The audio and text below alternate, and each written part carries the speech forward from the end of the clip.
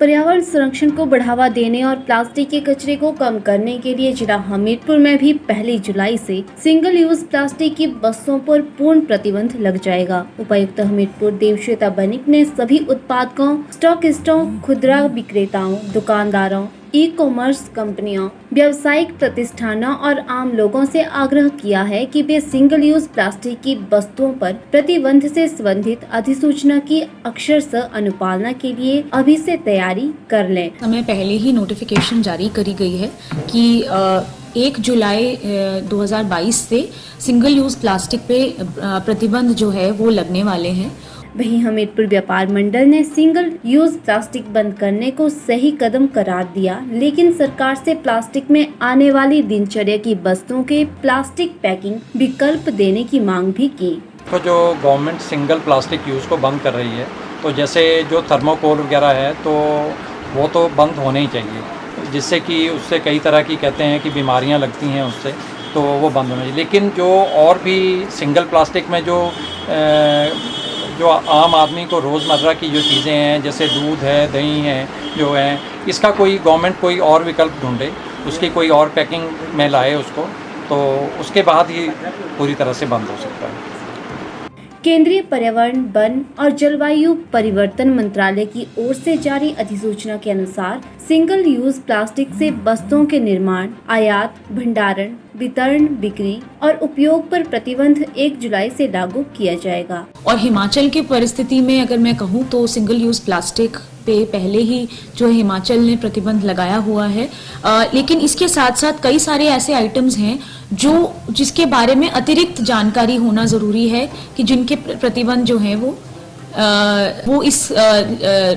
दिशा निर्देशों में इंक्लूडेड रहेंगे। जैसे कि हमें कई सारे ऐसे प्रोडक्ट्स हैं जो हम सिंगल यूज प्लास्टिक हैं पर हम अभी भी यूज कर रहे हैं या उनके ऊपर प्रतिबंध स्पेशली नहीं पहले से था। जैसे कि हमारे ईयरबड्स होते हैं कई सारे ऐसे जिसमें प्लास्टिक की स्टिक्स यूज होती हैं, वो भी प्रोहिबिटेड रहेंगी। फिर इसके बाद बलून्स होती हैं, उसको भी कई बार होल्डर्स जो है वो प्लास्टिक के स्टिक्स के ऊपर बनाई जाती हैं, या फ्लैग्स होती हैं जो प्लास्टिक की होती हैं, या कैंडी होती है जैसे कोई चॉकलेट हो गया या किसी तरह की मीठा बच्चों के खाने का जो सामान होता है उसकी स्टिक्स होती हैं कई बार प्लास्टिक की, आइसक्रीम की प्लास्टिक की स्टिक्स होती हैं, या थर्मोकोल टाइप जिसको बोलते हैं पॉलीस्टाइरीन, उसके जो डेकोरेशंस होते हैं, उसके कप प्लेट होते हैं, उस तरह की चीजें। उसके अलावा प्लास्टिक के फोर्क, नाइफ,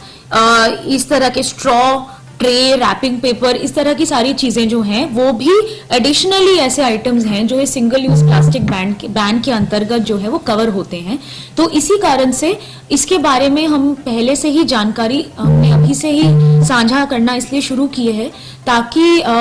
बाद में जब ये बैन लागू हो जाए तो लोगों को कम से कम इसके बारे में जो है इनकन्वीनियंस हो। ये जाहिर सी बात है कि हम इतना ज़्यादा डिपेंडेंट हो जाते हैं ऐसी प्रोडक्ट्स के ऊपर कि ये जब हमारे पास हम कभी भी, चाहे आज हो कि 6 महीने बाद या 1 साल बाद, इस तरह का अगर रोक हमें लगानी होती है तो हमें अपने लाइफस्टाइल में, एक माइंडसेट में भी बदलाव जो है वो बहुत ज़रूरी है। इसीलिए अभी से ही जागरूकता इस बारे में देने की कोशिश की जा रही है। हम सभी लोगों से अपील करते हैं कि ये जो स्टेप्स हैं इस तरह की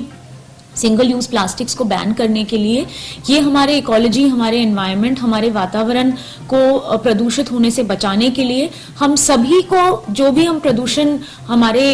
इस तरह के कार्यों से या इस तरह के यूजेज से फैलता है वो कहीं ना कहीं हेल्थ हैजर्ड के रूप में हम ही को वापस आता है, हम ही को वापस जो है इसकी नेगेटिव इम्पैक्ट्स जो है कहीं ना कहीं हम उसको देखते हैं, उसको झेलते हैं, पर कई बार हम कोरिलेट नहीं कर पाते कि हमारे किस दिनचर्या के किस